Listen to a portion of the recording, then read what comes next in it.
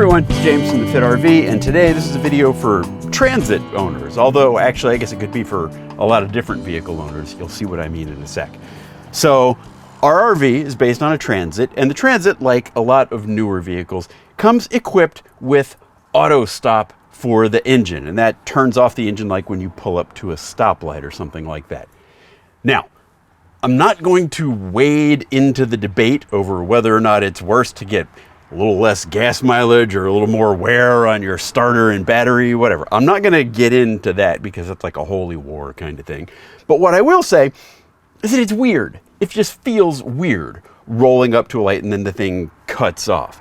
Not only that, but we have a second alternator in our Echo, and that second alternator, I don't want it starting and stopping charging all the time. I'd rather just keep charging and stay that way.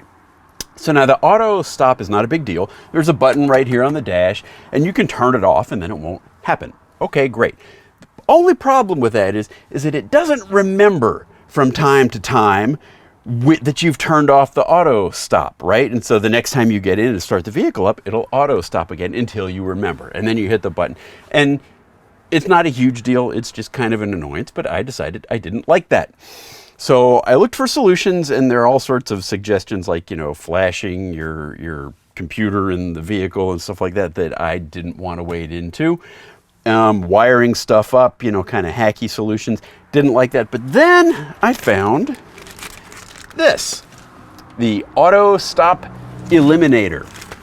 Now, what this does is it's a little plug and play thing. It just plugs right in, and it will remember. It doesn't automatically always turn it off. It will just remember from time to time if you had it on or off, and it will apply that same setting when you start the vehicle the next time. So it basically keeps you from having to push this button or remembering to push the button, which is my bigger problem, every time you start the vehicle. And there's no setting in the dash computer or anything like that that says default this to off. That was the first thing I looked for, and it's not there. So the install for this thing couldn't be a whole lot easier. So basically what we'll do is we'll just unplug the connector on the back of the OBD2 port, and then we'll plug this thing in, and it's got a male on one end and a female on the other, and an extra little dongle of stuff, which is where its magic is, I suppose. And then plug it back in, and we'll see if it works. So that's it. That's what we're going to do.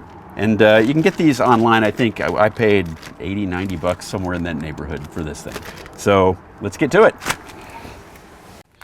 Okay, now in the model of the Autostop Eliminator for the Transit, it just plugs in line in the OBD2 port. I didn't check other vehicles they may install in other places. OBD2 port for us is just right here below the steering wheel on the left-hand side. So this is going to be me reaching around the back and unplugging stuff on the back of it. So here we go.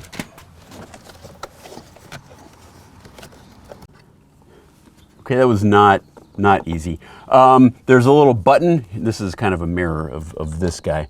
There's a little button or tab right here that you push down, and then you can back it out. But don't yank on the wires, obviously, when you're doing that. Just kind of push the tab, back it out, count on some scraped up hands. Anyway, so now we're going to take the end, that male end, and plug it into this female end. Looks like it'll go upside down like that.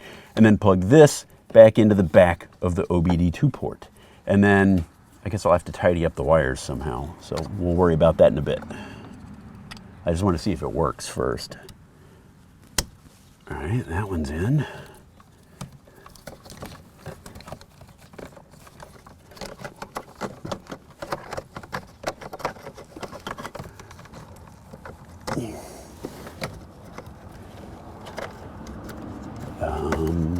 Where's the hole? There's the hole.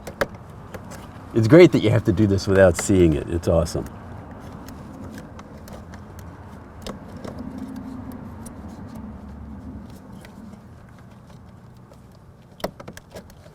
Aha! Ha! Got it. Okay, that was easier than a lot of installs I've done. All right, here we go. Now, I don't know what state this is in because it's a new device. So come around here where you can get the dash, and let's see what we get. I'm not going to start. I'm just going to turn the key. Driver door ajar, passenger door ajar. Okay, nothing. So now let's look at the auto stop switch. That's right here. and it's off. So we'll turn it on. Auto start stop deactivated by switch. Okay. All right, so we're driving, it's not gonna stop, whatever. All right, turn the vehicle off, take the keys out, put the keys back in, come get the dash again. Let's see if this works. So now what I should see, driver door ajar, deactivated by switch. Yes, and if we look over here at the auto start stop, it is in fact off. So now I don't have to remember to turn that off every time I drive. It'll just do whatever the last thing I had told it to was. The great thing about this is that if I have any concerns about it being a warranty item, like, you know, because I've messed with their auto start stop, I can just uninstall it before taking the vehicle in for service if I'm really concerned about that. I suppose the other thing to check is to make sure that it doesn't interfere with my OBD2 port. And so I just plugged in our what do you call it, OBD2, the monitor, the scanner, and it seems to be powered up and working just fine. So there you have it. The device is called the Autostop Eliminator, and we just paid full retail. We're not ambassadors or anything. This is just info for your benefit. Anyway, seems to work.